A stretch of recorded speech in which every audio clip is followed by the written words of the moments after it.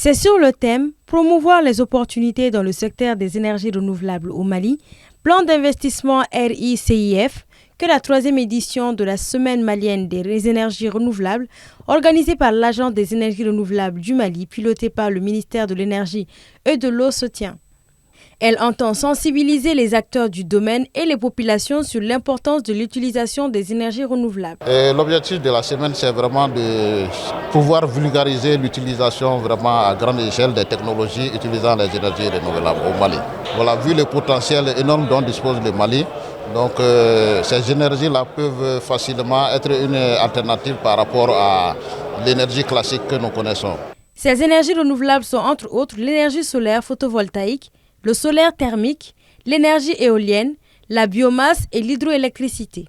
L'Agence nationale de développement des biocarburants, avec pour objectif global la stratégie nationale pour le développement des biocarburants, apparaît clairement comme un des objectifs spécifiques de la politique énergétique nationale. Nous faisons la promotion de ces énergies renouvelables à travers des campagnes d'information et de sensibilisation, mais aussi en termes d'organisation aussi sur le terrain, c'est-à-dire essayer d'épauler les entrepreneurs, les entreprises qui sont dedans et aussi inciter ceux qui ont envie de créer des entreprises à aller vers les bioénergies au Mali parce que c'est un créneau bien porteur et puis c'est un créneau qui fait qu'on répond aux atténuations des changements climatiques et aussi au bien-être.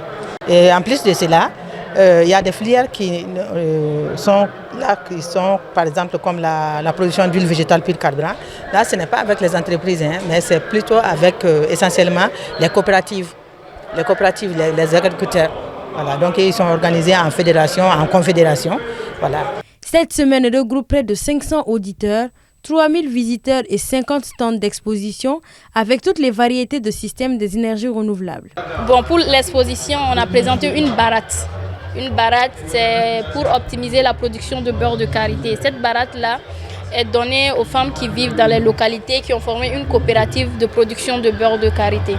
Avec cette baratte-là, on peut travailler le beurre de karité de 55 kg en 10-15 minutes. Donc avant, c'était un moteur Jakarta diesel pour l'ancien prototype. Maintenant, on a rénové et on a utilisé l'énergie solaire pour permettre aux femmes également d'optimiser le temps et pour augmenter leur rendement notamment. La Semaine malienne des énergies renouvelables est une opportunité pour les petites, moyennes ou grandes entreprises, GIE, ONG, de faire valoir leur savoir-faire en matière d'énergie renouvelable.